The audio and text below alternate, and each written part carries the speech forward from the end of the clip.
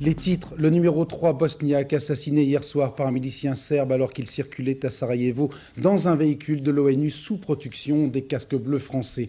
Le gouvernement de Bosnie met directement en cause la responsabilité du général Morillon qui s'expliquera tout à l'heure en direct dans ce journal de Sarajevo. En signe de protestation, les autorités bosniaques ont décidé de suspendre leur participation aux négociations de Genève qui devaient reprendre demain. Invité de notre plateau, le président de la République de Bosnie-Herzégovine, qui a rencontré aujourd'hui longuement François Mitterrand à l'Élysée. Autre titre, le gouvernement français décide de combler le déficit de la sécurité sociale par voie budgétaire, en principe donc, pas d'augmentation de la CSG ni des cotisations retraite. Dans ce journal également, les suites de la marée noire en Écosse, un point du Vendée Globe Challenge avec la remontée de Philippe Poupon à la 2e place et un portrait du chanteur de blues français Paul Persson.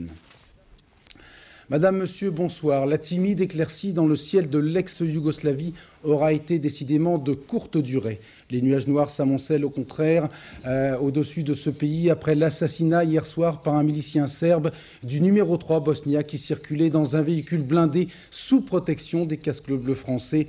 Invité de ce journal, je vous le disais, le président de la République bosniaque qui va nous confirmer tout à l'heure la décision de son gouvernement de suspendre sa participation aux négociations de Genève qui devaient reprendre demain. Tout de suite, un rappel de ce drame d'hier soir avec Thierry.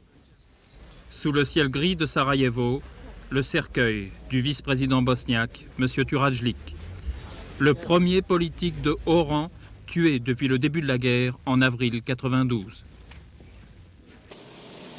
16 h hier après-midi, aéroport de Sarajevo. M. Turadjlik accueille une délégation turque et répond aux télévisions. 16 h 15, il prend place dans un blindé des casques bleus français en direction du centre-ville. 16 h 30, le véhicule blindé de l'ONU est arrêté par un barrage serbe. Tentative de contrôle d'identité. Les Serbes refusent de laisser passer les passagers musulmans, des conducteurs du Haut Commissariat aux réfugiés. Les négociations sur le droit de passage s'engagent, elles dureront 2 heures. Face aux casques bleus français, 2 chars serbes et 50 fantassins puissamment armés. Selon les Serbes, l'avion turc a débarqué 150 soldats turcs. La tension monte, plusieurs miliciens serbes gagnent l'arrière du véhicule, la porte s'ouvre, le colonel français Sartre poursuit les négociations. Les esprits s'étaient calmés, la porte allait se refermer lorsque les miliciens serbes reconnaissent le vice-président bosniaque. Furieux, un milicien serbe sort un pistolet, pousse un officier français et tire à plusieurs reprises sur M. Turadjlik. Toute tentative à l'hôpital sera vaine, le corps est transporté à la présidence bosniaque avant d'être inhumé cet après-midi au cimetière musulman, sous les regards d'une foule meurtrie et silencieuse. M. Turadjlik était surtout chargé des affaires économiques. Sa mort pèsera peut-être lourd sur un processus de paix à peine amorcé, un assassinat qui repose le problème de la définition exacte de la mission des casques bleus en ex-Yougoslavie. Monsieur le Président, bienvenue dans notre pays et merci beaucoup d'être présent sur ce plateau. Tout de suite, avant de parler tout à l'heure politique et diplomatie, je voudrais vous demander une réaction humaine après la disparition de celui qui était l'un de vos plus proches collaborateurs.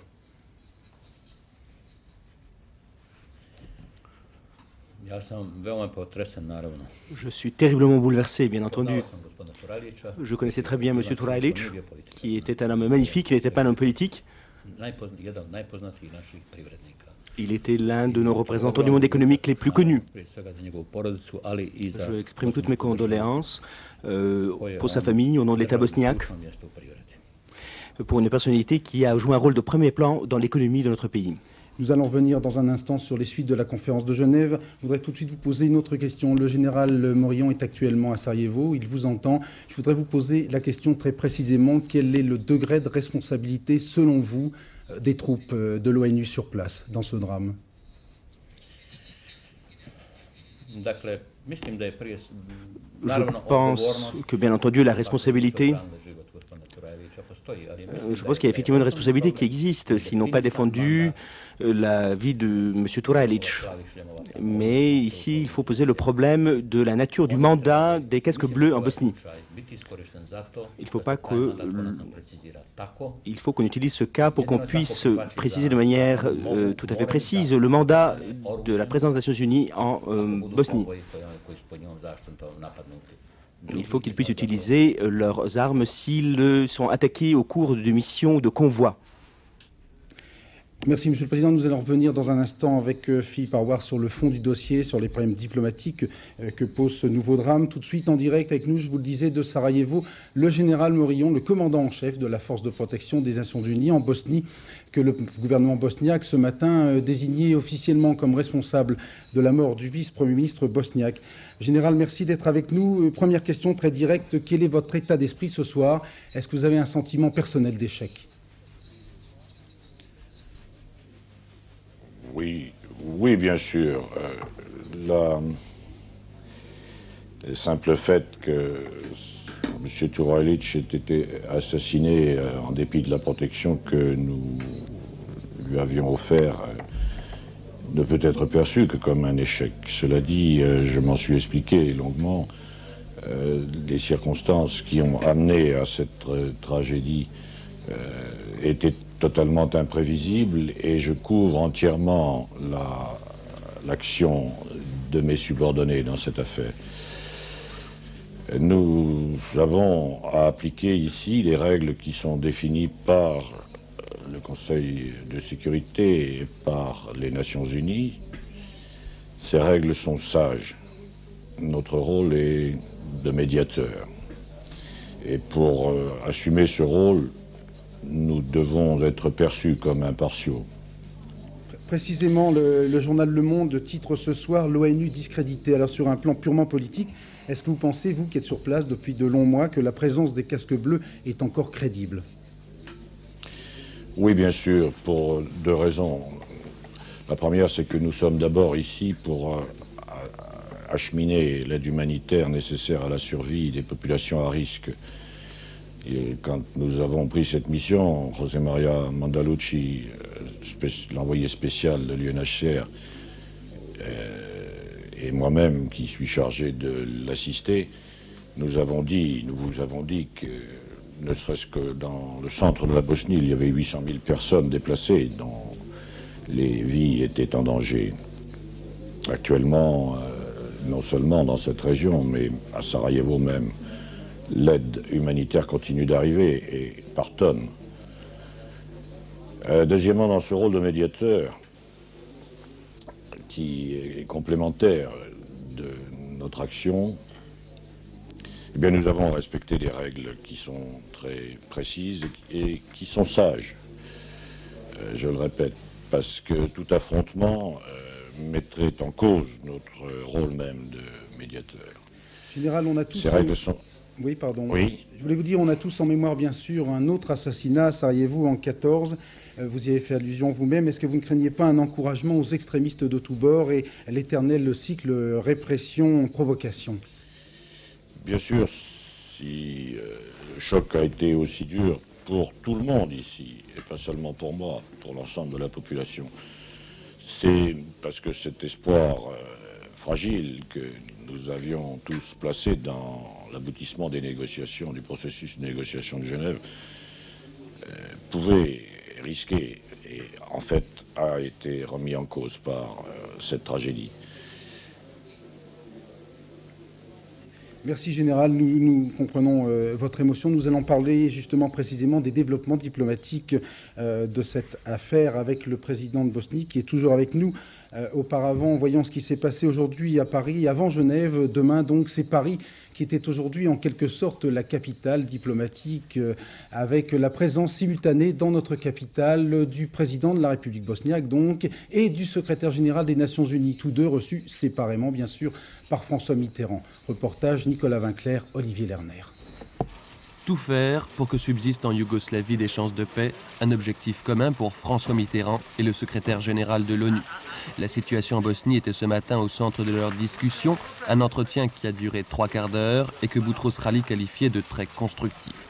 Le secrétaire général de l'ONU a bien sûr très vivement condamné l'assassinat du vice-premier ministre bosniaque. Il espérait ce matin que cet événement qu'il qualifie de tragique ne remettrait pas définitivement en cause la poursuite de la conférence de paix sur l'ex-Yougoslavie. Il faut donner une dernière chance à la paix, il faut essayer de trouver une solution pacifique à ce conflit. Quelques minutes après, François Mitterrand recevait le président de la Bosnie. Un geste éminemment symbolique. Alija Izetbegović était en effet en visite privée en France. C'est en chef d'État et en chef de guerre qu'il était reçu ce matin à l'Élysée. Un entretien qui s'est longuement poursuivi. La discussion a duré 1h15. Plus tard dans l'après-midi, Izetbegović recevait le soutien de la classe politique française. À l'issue de leurs entretiens avec le président bosniaque, François Léotard, Brice Lalonde et Laurent Fabius se déclaraient tous trois favorables à la levée de l'embargo sur les ventes d'armes à la Bosnie. Vous savez comment la Bosnie est attaquée de toutes parts. Alors, le bon objectif, c'est celui de la paix. Mais pour arriver à la paix, parfois, et même souvent, il faut avoir les moyens de se défendre. L'embargo tel qu'il est conçu aujourd'hui, notamment par la France, est une injustice. Quand on dit, et c'est le président qui le dit, il ne faut pas ajouter la guerre à la guerre, en fait, on condamne ceux qui sont agressés. Ce soutien des hommes politiques français, c'est déjà un succès pour Alija Izetbegović.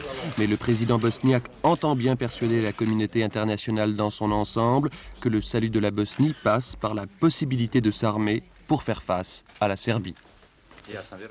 Ce midi, en sortant du bureau de François Mitterrand à l'Élysée, le secrétaire général des Nations Unies plaidait pour la reprise demain de la conférence de Genève, afin, disait-il, de donner une dernière chance à la paix. Alors, Monsieur le Président, vous avez décidé la suspension de ces négociations, mais suspension ne veut pas dire interruption.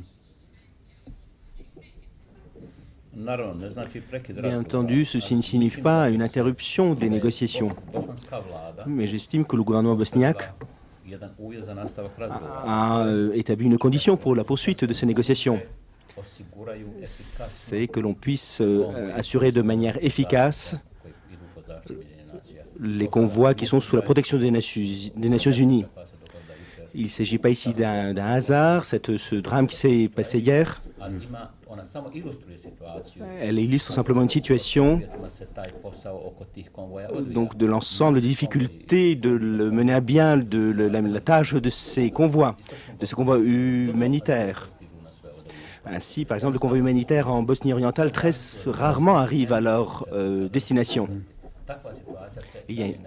Une telle situation ne peut pas se poursuivre parce qu'elle ne peut pas assurer l'arrivée des vivres dans les endroits où elles sont destinées. Il y a des centaines de milliers de personnes qui sont menacées dans leur vie. Des populations entières meurent de faim en Bosnie-Herzégovine parce que justement les approvisionnements en vivres n'arrivent pas à leur destination. Donc ça, c'est une des conditions pour la poursuite des négociations. Avant de laisser la parole à Philippe Armand, je voudrais signaler que le général Morillon nous entend à Sarajevo et qu'il peut bien sûr intervenir en direct dans ce journal s'il le juge utile. Philippe. Monsieur le Président, est-ce que vous croyez encore à la moindre chance des négociations de Genève, négociations de paix? J'y crois. J'y crois, mais je crois que je pense que les négociations ne pourront pas se poursuivre si l'on n'assure pas des choses élémentaires comme l'approvisionnement sans plus d'obstacles alimentaires, des convois humanitaires sous le contrôle des Nations Unies et de l'ensemble des événements qui touchent Sarajevo.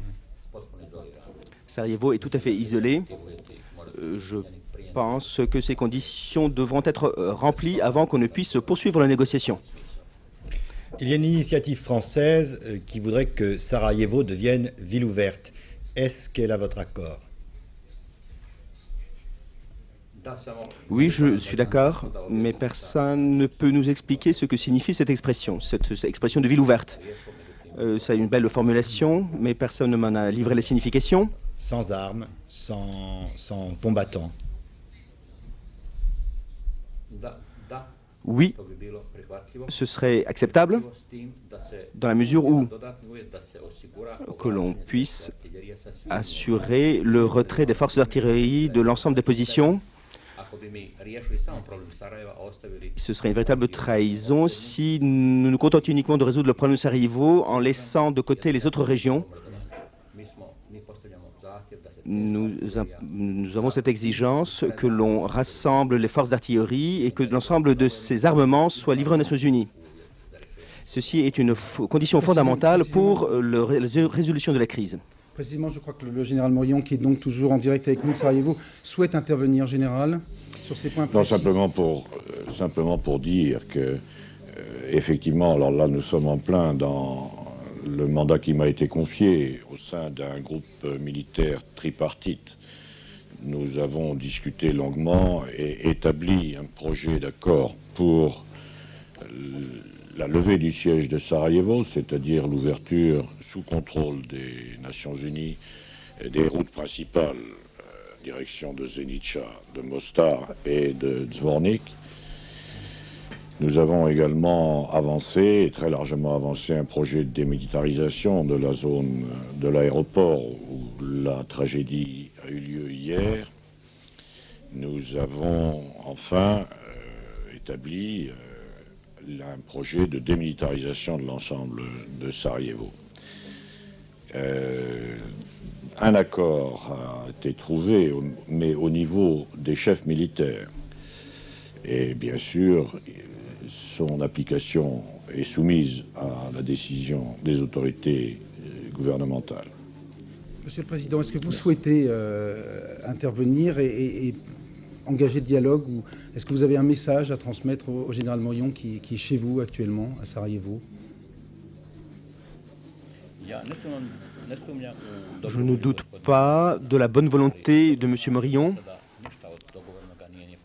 mais tous les éléments des accords jusqu'à présent, on n'a pas pu les obtenir. Donc il y a le problème de l'électricité, du courant, pour l'alimentation de la ville, de même celui de l'eau. Donc la situation là en ville est vraiment dans une situation catastrophique. À certains moments, le courant est passé en ville et puis à certains autres moments, le courant a été interrompu. Monsieur le Président, on parle de démilitarisation et pourtant vous avez parlé avec le président Mitterrand d'une levée partielle de l'embargo sur les armes pour avoir des armes pour pouvoir vous défendre. Qu'est-ce qu'a dit le président? Qu'est-ce qu'a répondu le président? Une réponse rapide, s'il vous plaît. J'ai défini nos exigences. Nous ne voulons pas des armes offensives, nous ne voulons pas des combats, mais nous voulons un contingent limité d'armes à caractère défensif. Je crois que le président Mitterrand a bien compris cette demande. Il a dit que cette idée était très intéressante et qu'elle allait être étudiée. Donc là, il y a effectivement une certaine évolution dans la façon de voir française sur le cours des événements. Monsieur le Président, nous allons devoir conclure cet entretien. Qu'attendez-vous précisément de l'Occident et encore plus précisément des Français? Je crois que vous voudriez adresser un message à tous les Français qui vous regardent actuellement. Oui, effectivement, j'ai préparé un court message et je serai très heureux si je peux la lire. Je vais le faire en français pour qu'elle soit directement accessible à tous les citoyens de la France. Françaises, Français, vous êtes le peuple de la liberté et des droits de l'homme. Je suis le représentant d'un peuple, les Bosniaques, qui rassemble depuis des siècles catholiques, musulmans, juifs et orthodoxes. Ce peuple est victime d'une agression terrible qui, je le sais, vous révolte. Vous nous avez aidés par vos envois de vivres et de médicaments. Mais cela ne suffira pas à arrêter le massacre. Seule une intervention de votre pays et des pays démocratiques peut nous sauver. Rassurez-vous, nous ne manquons pas d'hommes. Nous n'avons pas de besoin de soldats. Il nous faut des armes. Je dis cela aujourd'hui aux principaux responsables politiques de votre pays. Je l'ai surtout dit à votre président, M. François Mitterrand. C'est un homme de cœur et de courage. Puisse-t-il m'avoir entendu? Je sais que la France, fidèle à ses traditions de la liberté, ne nous laissera pas mourir. Merci bien. Merci beaucoup, Monsieur le Président, d'être venu dans ce plateau de France 2 pour lancer cet appel aux Français et répondre à toutes nos questions. Et puis, vous rentrez à Sarajevo très prochainement, ou vous allez faire une halte à Genève tout de même?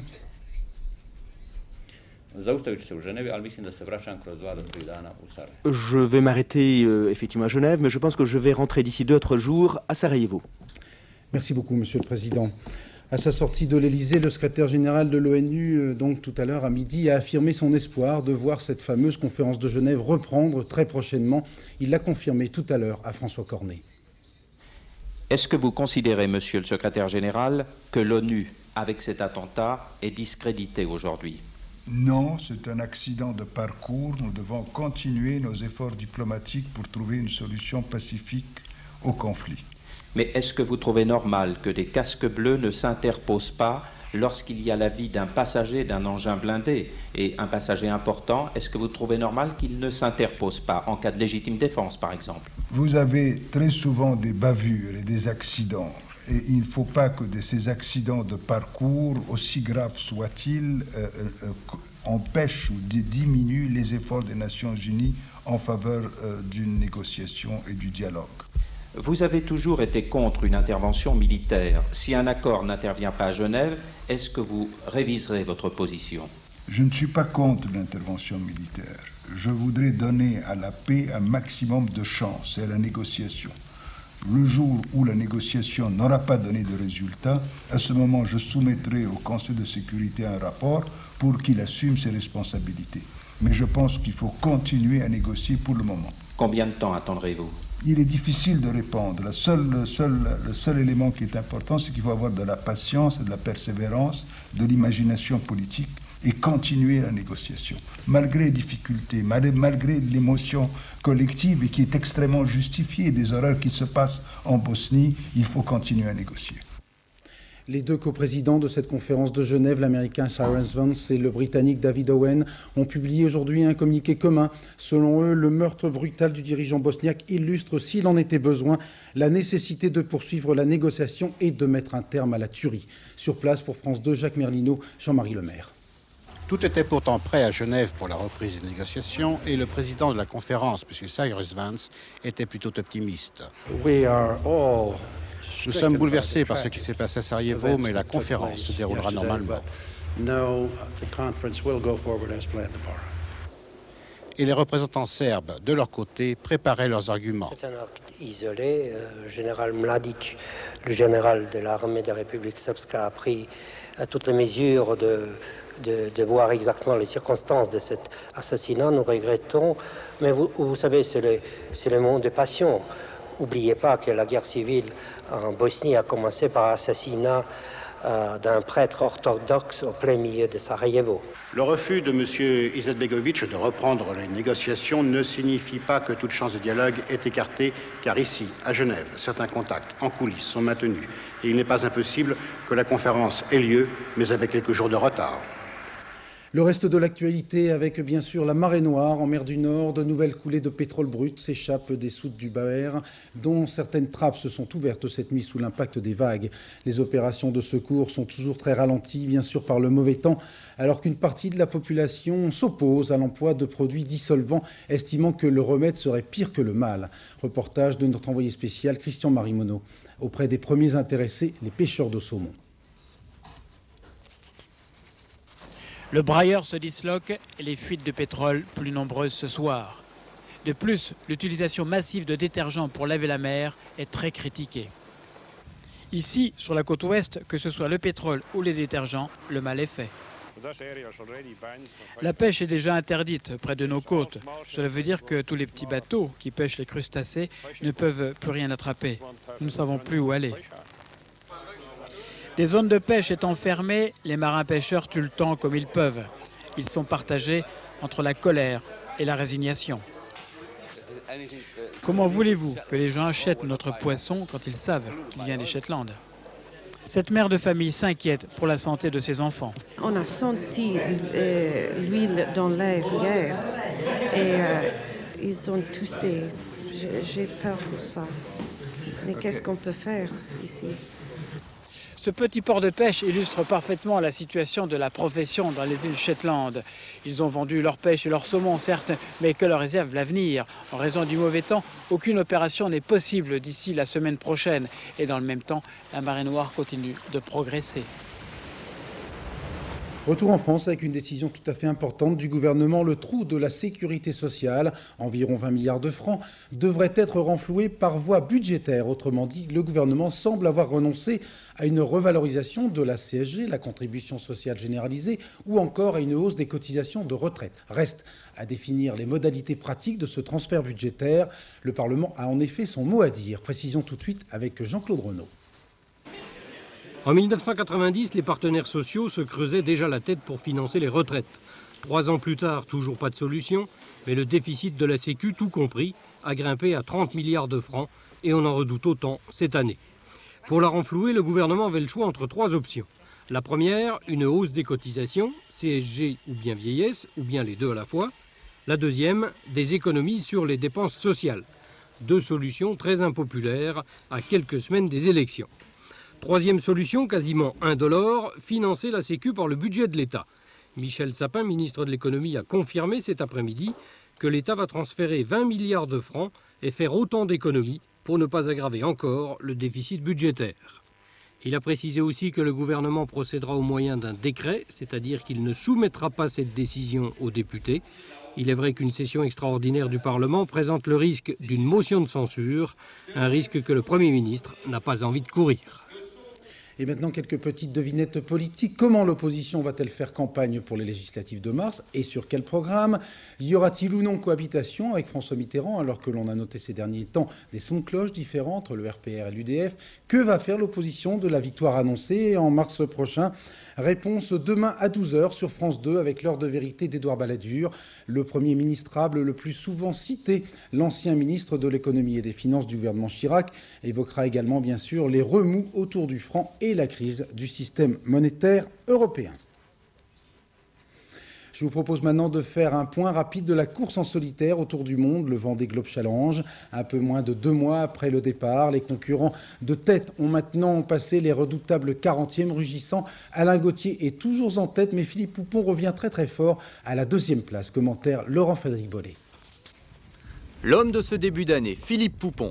Filou pour les intimes n'est plus qu'à 540 000 nautiques d'Alain Gauthier, soit à peu près 800 km. Il y a encore 8 jours, cet écart atteignait presque le double, une performance d'autant plus étonnante qu'on se souvient que Poupon avait dû rentrer au port précipitamment et prendre un second départ avec pas moins de 6 jours de retard.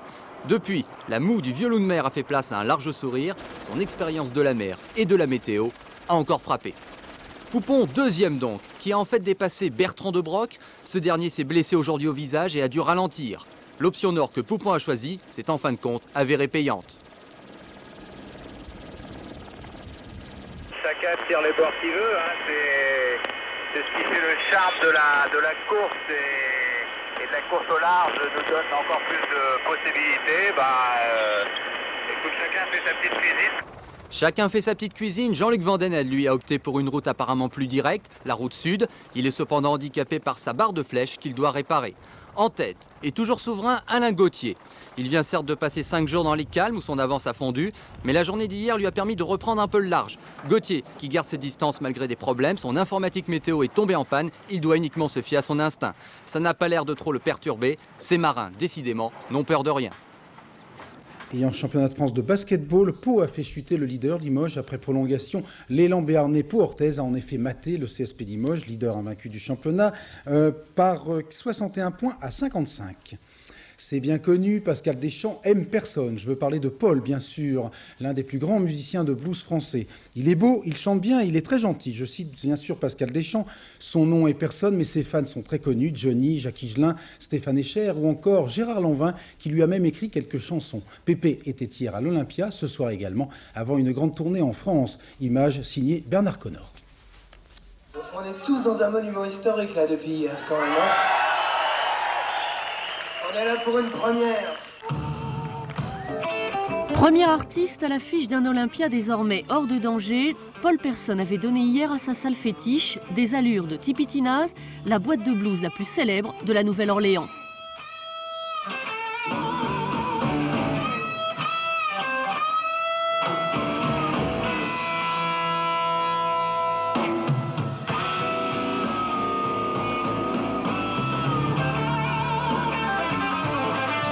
Lui qui n'a encore jamais mis les pieds aux États-Unis faisait tout petit déjà du blues, mais sans le savoir. Je pense que j'irai un jour jeter un œil à la Nouvelle-Orléans ou des endroits comme ça, quoi, ou aller me balader en Arizona, ou je sais pas, voir tous ces décors de western qui m'ont fait rêver quand j'étais gosse, mais j'ai plus le même besoin pour savoir. Maintenant ça va, je sais qu'un peu partout c'est bien et un peu partout c'est pas bien, donc il n'y a plus le même appel, quoi. Comment voulez-vous que je m'en sorte sinon par la grande porte quand les tambours s'arrêteront, quand les tambours s'arrêteront, quand les tambours s'arrêteront, on sera déjà loin, couper c'est bien. Paul Persson a commencé comme batteur, cachant sa timidité derrière ses cymbales. Aujourd'hui, sur le devant de la scène, il n'a pas changé. Je ne suis pas une vedette, dit-il, je ne suis qu'un musicien qui joue avec d'autres musiciens.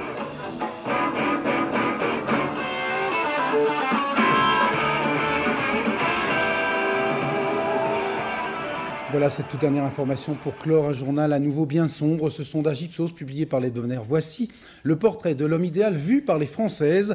En résumé, intelligent, gentil, drôle et tendre, c'est tout à fait moi. Le fait d'assurer matériellement ou sexuellement ne compte que pour 1% des Françaises. Oh, les vilaines hypocrites. Dans quelques minutes, la télé des inconnus avec avant un divertissement signé Ardisson. Vers minuit, le dernier journal signé ce soir Rémi Roche. Bonne fête au Alix et bon anniversaire à John Bay, 52 ans aujourd'hui, et à Richard Nixon, 80 ans. Dans quelques instants, la météo, signée Nathalie Riouet, vent, grisaille et pluie au nord de la Loire, soleil au sud. Demain à 13h, j'aurai le plaisir de vous retrouver. À 20h, je recevrai Nagui et Michel Serrault. Excellente soirée, merci.